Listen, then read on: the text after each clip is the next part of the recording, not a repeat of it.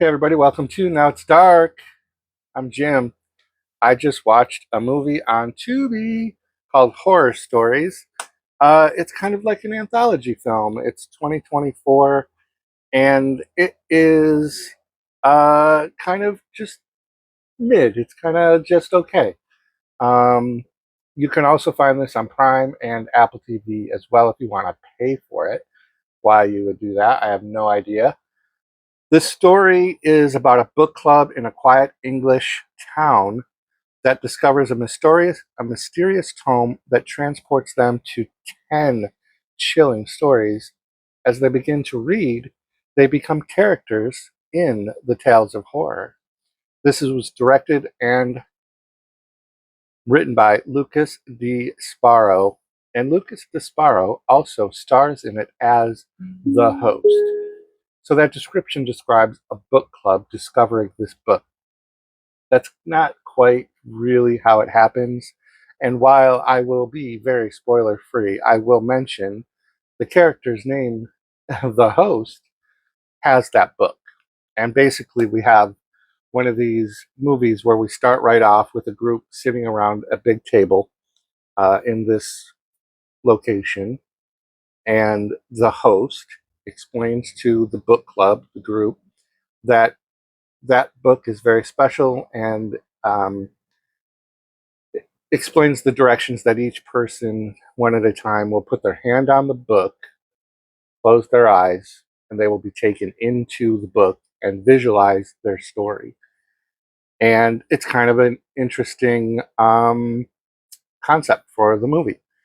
And with any anthology, especially when you get to the number of 10 individual stories, there's always stories that are hits and misses.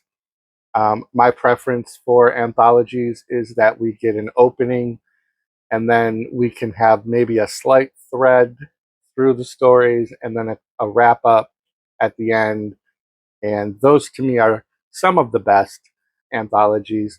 This one does do that pretty much. Um, they also do the thing where they will um, give you the title of the chapter or the story that you're in from the book, and they're a little inconsistent. Most of them come right at the beginning of that story, and then some come after you've already been watching the story for about a minute, maybe just a little less than a minute. So I don't know like why there's the consistency from that, other than just maybe the way the editing happened to work out. But I'm going to give you the titles of the stories, and I'll let you know which ones were my favorites. The first one is called The Forest Clown. And you know what? I love clowns. And I love clowns in the forest. And I love horror movies with clowns. That movie was one of my favorites. And the second was called My New Girlfriend. I also enjoyed this one very much, and it kind of ties into the first one in a very bizarre way. And I thought it was very creative, and it really set my hopes that they were going to be able to do that for the next 8 stories, and they didn't. It's not a criticism. It just the bar would have been set very high to be able to do that because of the creative way the second chapter uh, mixed with the first one. The third story, The Dancing Lady. The fourth one was called Dracula, and I did highlight this one as being one of the better ones for me. This was like a black and white noir uh, story with like a narration, and had to do with a prostitute and Dracula and stuff like that. Number 5 was The Devil's Feast. 6, Mother. 7, Lola the Doll. I really liked that story as well. And that was an interesting, like, it starts off where there's a couple on a blind date. Um, and this particular story, when the story was over and we flashed back to the table, and the the reader, the person who had her hand on the books, was like, I didn't see myself in that story, blah, blah, blah. So, like, after each chapter is done and then they flash back to the table, we see the reaction from the reader to the story that they were in, and some were like horrific, some were like the one was I didn't see myself at all, one was I liked my story very much, it was very, very good.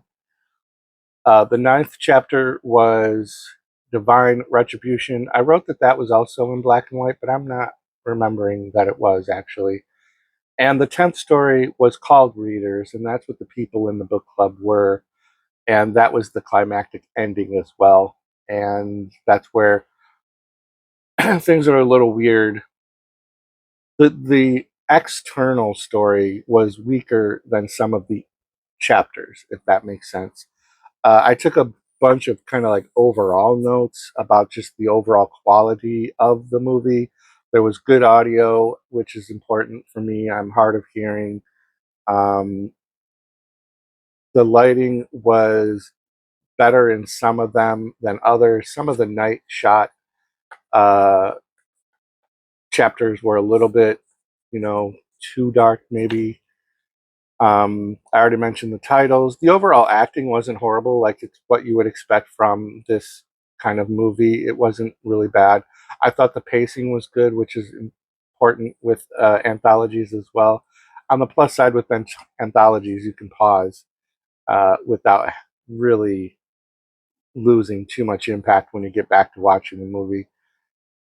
I wrote that there was like this reoccurring use in a bunch of the stories of this like handheld lantern. It's in the poster. I don't know that there was a significance to that lantern. I might have missed it, maybe.